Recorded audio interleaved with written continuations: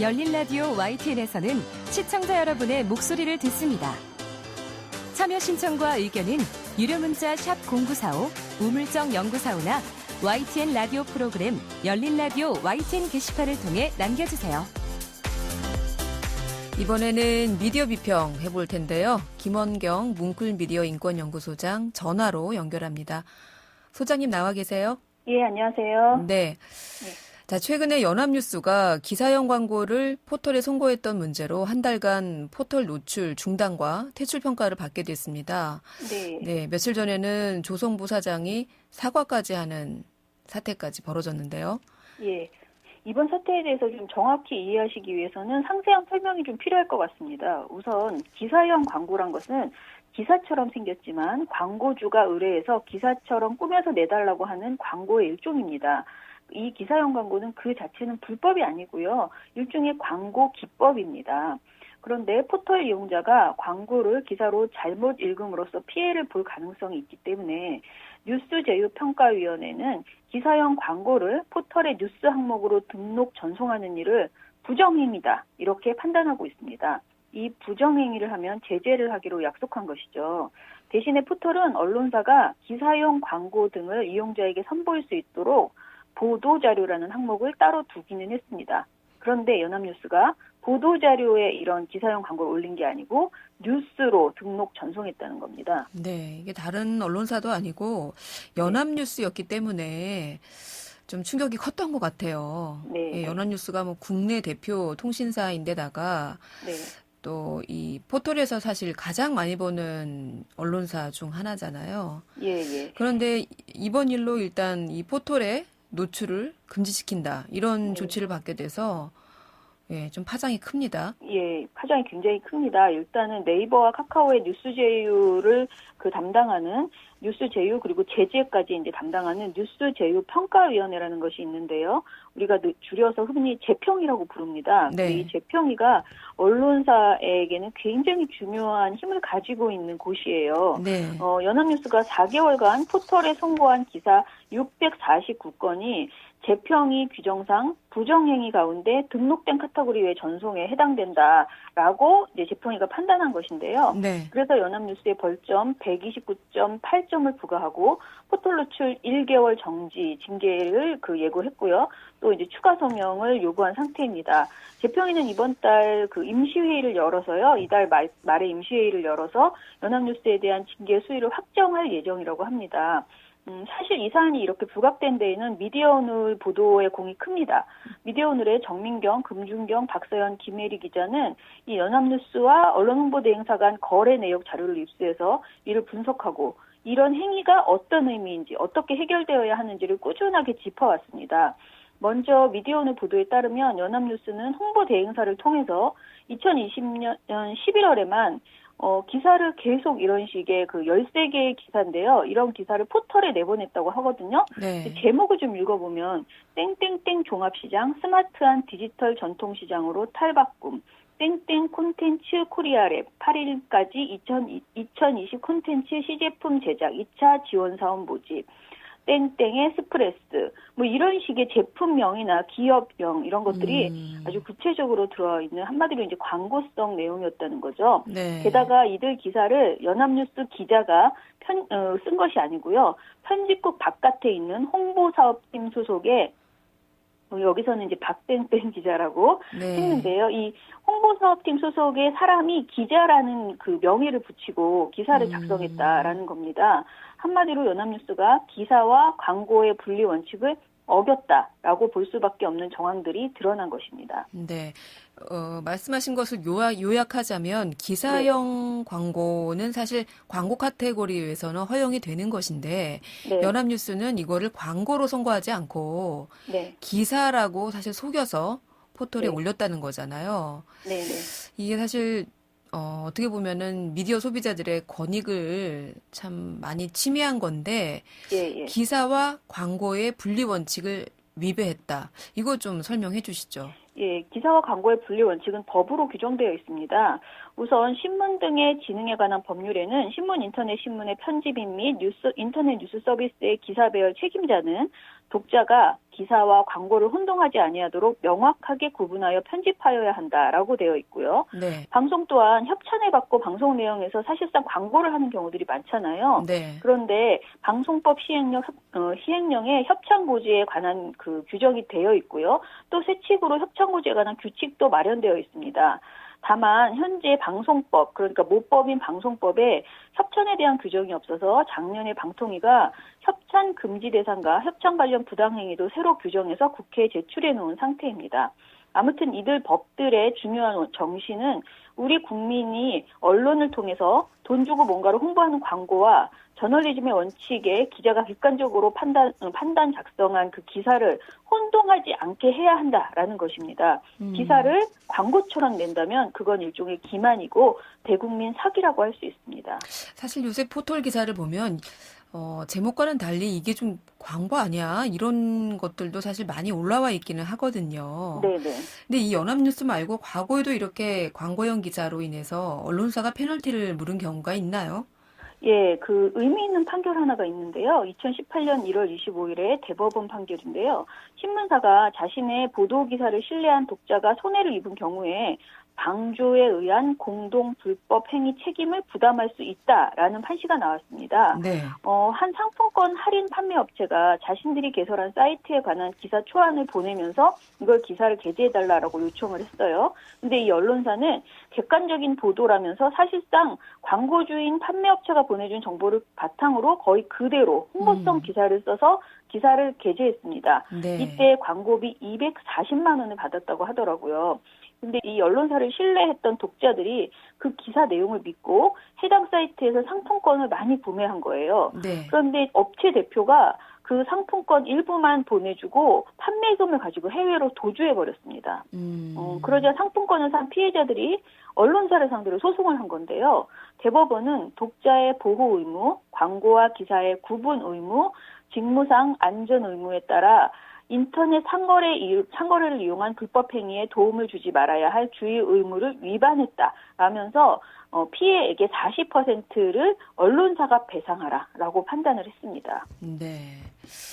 요즘에 사실 인터넷 언론들 등록만 하면 언론사로서 기사를 낼 수가 있잖아요. 네네. 이런 시대가 되면서 이런 광고성 기사들 문제가 참 여러 차례 지적이 되지 않았습니까? 네, 굉장히 이런 기사가 많습니다. 기사라고 하면 안 되죠. 그 광고가 많습니다. 근데 네. 이런 기사형 광고를 심의하는 기구가 있어요. 한국 광고 자율 심의 기구 안에 기사형 광고 심의위원회가 있습니다. 네. 그런데 기사형 광고 심의 규정도 마련해 놓고 이 기준을 가지고 심의를 하는데요. 규정 중에 가장 중요한 것은 그 기사형 광고 위에 광고임을 명시해야 한다라고 되어 있습니다. 네. 이런 분명한 표현, 광고라는 표현 말고 애매한 표현, 예를 들면 특집, 기획, 신상품 소개, 협찬, 소비자 정보, 스폰서 특집, 스폰서 섹션, 프로모션 등과 같은 표현은 기사로 오인할 수 있기 때문에 하지 말라고 되어 있습니다. 네. 하지만 지금 많은 언론사들은 이런 규칙을 지키지 않고 있습니다. 대부분 신문사들이 지면 보도에서 그 별지 섹션이라는 것을 내잖아요. 네. 그중 많은 것들이 기사형 광고 섹션입니다. 아까 말씀드린 그 대법원 판결에서도요, 광고라는 표시를 하지 않은 것이 매우 중요한 판결 근거가 된 바 있습니다. 그래요. 자, 이런 기사형 광고들 이번에 연합뉴스 포털 제재가 이렇게 크게 화제가 된 것도 그동안 별로 제재를 받지 않아서 그런 게 아닌가? 이렇게도 네. 생각하실 것 같아요. 근데 일단 아까 말씀드린 심의위원회가 있고 거기에서는 늘 제재가 나오고 있습니다. 문제는 여기가 자율심의기구라는 거예요. 다시 말해서 방송통신심의위원회처럼 어떤 그 규정을 어긴다고 해서 실질적인 불이익이 발생하지 않는 자율심의입니다. 심의위원회 홈페이지에도 매달 심의 결과가 올라옵니다. 네. 그래서 2020년 2월부터 12월까지의 누적 통계도 제가 한번 찾아봤는데요. 네. 이 기간에 광고의 명시를 위반한 경우가 1724건, 오인 유도 표현 금지 위반이 6,979건이나 되었다고 합니다. 그리고 이 기간에 경고를 합해서 가장 징계 결정을 많이 받은 언론사는 245건을 받은 조선일보였습니다. 조선일보는 2020년, 2019년 모두 가장 많은 징계를 받은 것으로 나옵니다. 네. 자, 이번에 연합뉴스 사장이 나서서 대국민 사과를 하기도 했는데, 네. 이 말씀하신 뭐 주의나 경고 뭐 이런 것들을 받아서가 아니라 사실은 국민적 기대, 네. 신뢰, 이런 것들을 저버렸기 때문에 그것에 대한 사과이기도 했어요. 예, 그렇죠. 일단 말씀드릴 게 연합뉴스는요, 아까 말씀드린 그 심의위원회의 그 대상이 아닙니다. 한국자율광고 그 심의기구는 언론사 119개를 대상으로 한다고 그랬잖아요. 네. 근데 여기 통신사가 없어요. 그래서, 이 거기에서는 그 통계가 안 잡히고요. 열애가 되는군요. 그렇죠. 그리고 이제 포털 뉴스제휴평가위원회 징계를 받게 된 것이고요. 네. 어찌됐든 저는 연합뉴스는 공영 언론이고 도매상이면서 포털에서 소매상처럼 장사를 해왔다는 점 때문에 다른 언론사들이 굉장히 위기를 느낄 수밖에 없게 하는 그야말로 네. 언론사 중에 공룡 같은 존재였습니다. 그렇죠. 예, 그렇게 어떻게 보면 힘이 컸는데 그렇게 큰 언론사, 정말 공신력 있어야 될 언론사가 이런 행위를 했다는 것은 정말 실망할 수밖에 없고요. 또 무엇보다 국민세금의 연 300억 정도를 기사 전재료로 받고 있는데 이런 식의 행위를 했다는 것은 저는 정말 입이 100개라도 할 말이 없다라고 생각을 합니다. 미디어 오늘 보도에 따르면 해당 기사들을 하면서 홍보대 행사를 통해서 연합뉴스가 기사 한 건당 10만 원에서 15만 원을 받았다라고 하더라고요. 그런데 결국 조성부 사장은 광고비를 받아서 논란의 기사들을 작성했음을 시인을 하고 기존 서비스를 전면 폐지하기로 했으며 기존 계약에 대해서는 해지 절차를 진행하고 있다라고 입장을 냈습니다. 네. 근데 사실은 이 뉴스 재평위의 어떤 결정, 근데 이게 네. 한 달이잖아요. 네. 노출 금지가. 네네. 그래서 이게 한 달이 과연 적정한가? 네. 이거를 두고도 사실은 좀 뒷말이 있죠. 예. 근데 저는 재평이가 연합뉴스에 대해서 제재를 가한 것은 적절한 조치라고 생각합니다. 네. 오히려 한 달이 굉장히 너무 적다라고도 생각을 합니다. 다만 네. 이것이 형평성이 맞는가에 대해서는 저도 문제 제기를 하고 싶은데요. 재평이는 기사형 광고를 혹시 포털에 송출하고 있는지 조사하고 제대로 조치를 취하고 있는가가 의문입니다. 왜냐하면 이번 일도 미디어 오늘의 보도가 아니었다면 안건 상정조차 되지 않았을 겁니다.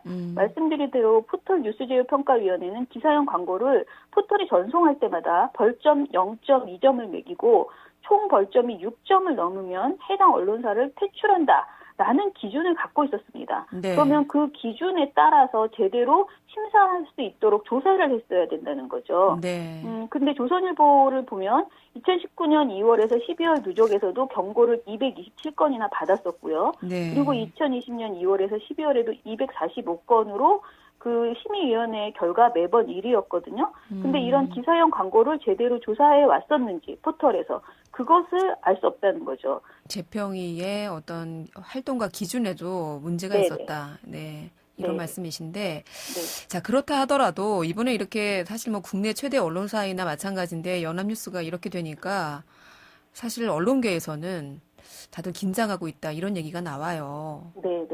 긴장 좀 하셔야 된다고 생각하고요. 저는 우리가 언론개혁을 이야기할 때 정작 기사를 돈으로 매수하는 것, 방송을 돈으로 매수하는 것, 이렇게 기본이 되는 행위를 바로잡지 못한다면은 정말 안 된다. 이것부터 우리가 해결해야 된다라고 생각을 합니다.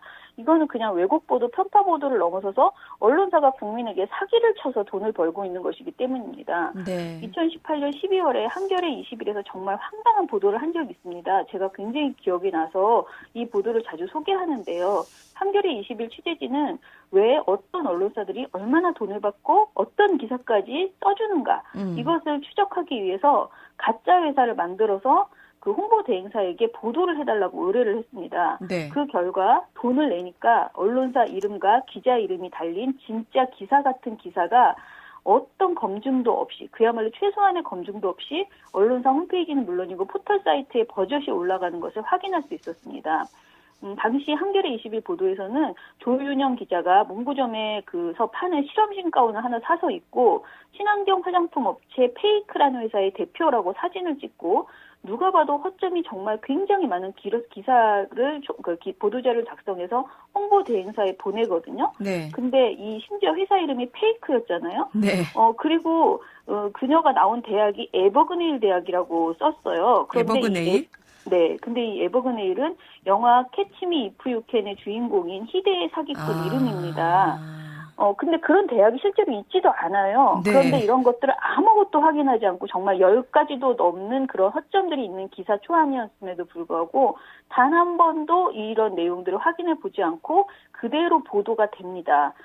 비용은 많게는 23만 원에서 적게는 5천 원까지 각각 달랐다고 하는데 총 54만 7,800원으로 주요 일간지와 그 자매지, 또 주요 경제지, 또 다른 경제지 이렇게 4곳에 기사와 사진을 게재할 수 있었습니다. 문제는 이런 식으로 돈으로 기사를 사는 행위를 통해서 사기를 치는 사람들도 많다는 거죠. 네. 언론사 보도를 통해서 사기꾼들은 그 IT 전문가도 되고 의사도 되고 부동산 전문가도 되어요. 그래서 이들이 어떤 활동을 하면서 수입을 막 발생시키는데 거기에는 늘 피해자가 나올 수밖에 없는 거죠.